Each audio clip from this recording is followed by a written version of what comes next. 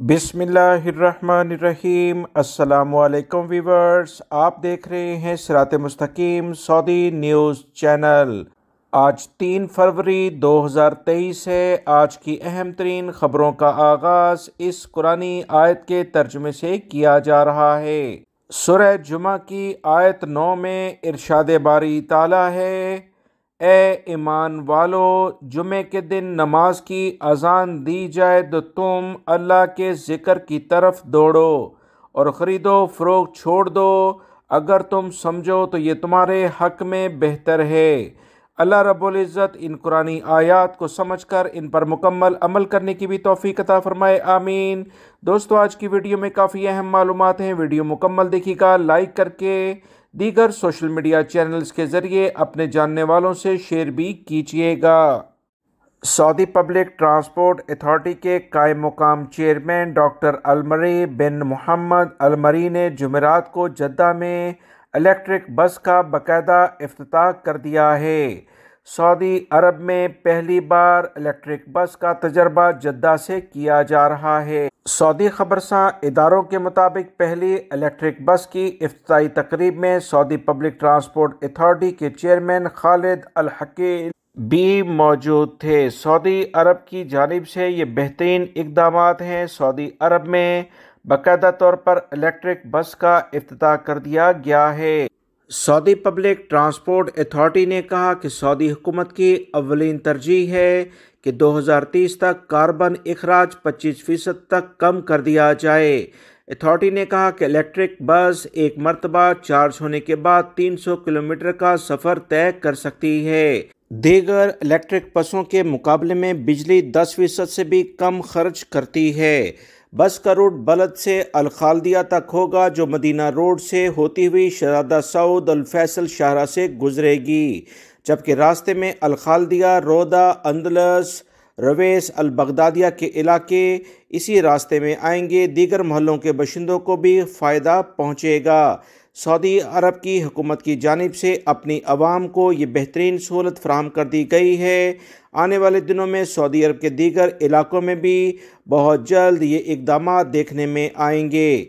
तबूक और अल-असा समेत दीगर शहरों में भी सऊदी शहरी और मुकीम गैर मुल्कियों के ट्रांसपोर्ट के जो बड़े मसले मसाइल हैं उसे हल करने में ये बसें बहुत ज़्यादा अहम रोल अदा करेंगी। आने वाले दिनों में आप देखेंगे कि सऊदी अरब के ना सिर्फ रियाद, दमाम, जद्दा और दीगर शहरों में भी ये बसें दौड़ती हुई नज़र आएंगी।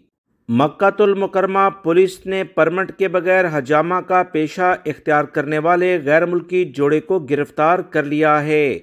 मक्कातुल मुकरमा महकमा सेहत के तर्जुमान ने बताया कि रिपोर्ट मिली थी कि मुकीम गैर मुल्की एक मर्द और इसकी बीवी गैर कानूनी तरीके से हजामा का पेशा इख्तियार किए हुए है। ये भी पता चला था कि दोनों ये काम गैर कानूनी तरीके से कर रहे हैं। वो हजामा के हवाले से मुकर्ररा हिफाजती कवानीन नज़रअंदाज कर देते हैं। हजामा ऐसी सूरत में पुरखतरा अमल हो जाता है अगर मुतअद्दिदी अमराज से बचाव और एक शख्स से दूसरे शख्स में बीमारी की मुंतकिली को रोकने वाली तदाबीर इख्तियार ना की जाएं। गैर मुल्की जोड़ा इस हवाले से मुकम्मल लापरवाही बरत रहा था। गैर मुल्की जोड़े को मज़ीद कार्रवाई के लिए मुतल्लिका इदारों के हवाले किया गया है। इन अफराद का ताल्लुक किस मुल्क से है, इसकी तफसीलात शेयर नहीं की गई हैं। सऊदी अरब में मुख्तलिफ गैर मुल्की और सऊदी शहरी किसी भी लेवल पर अगर जालसाजी देखें तो फौरी तौर पर सऊदी अरब के सिक्योरिटी इदारों या दीगर बल्दिया के इदारों को मुतला किया जाए। ताज़ा तरीन इतला तहफ़्फ़ुज़ हकूक़ सार्फिन एसोसिएशन की जानिब से जारी की गई हैं, जिसमें कहा गया कि धोखाधड़ी से तहफ़्फ़ुज़ के लिए अपने हकूक़ के बारे में आगाही हासिल करना हर एक के लिए बहुत ज़्यादा ज़रूरी है। सऊदी अरब में तहफ़्फ़ुज़ हकूक़ सार्फिन एसोसिएशन बुनियादी तौर पर कस्टमर्स को उनके हकूक़ के बारे में आगाह करने की मुहिम पर कारआमद है।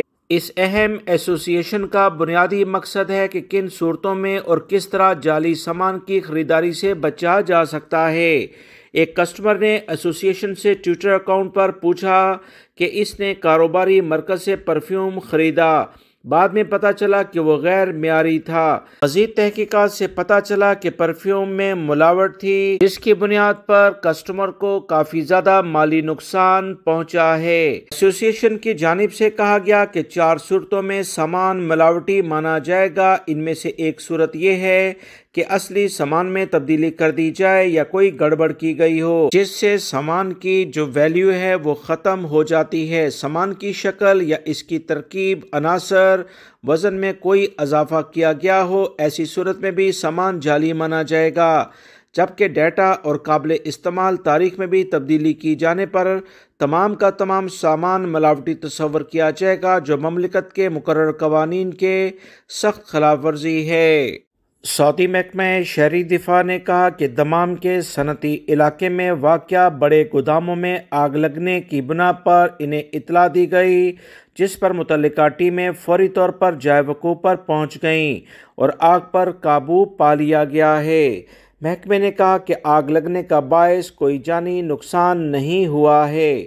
سعودی محکمہ شہری دفاع نے مزید بتایا کہ دمام کے المحمدیہ صنعتی علاقے میں واقع ایک گودام میں آگ لگنے کی اطلاع ملنے پر ٹیمیں وہاں پہنچی۔ شہری دفاع کی ٹیموں نے سب سے پہلے گودام میں پھنسے ہوئے لوگوں کو نکالا اور آگ کے خطرے کو محدود کر دیا۔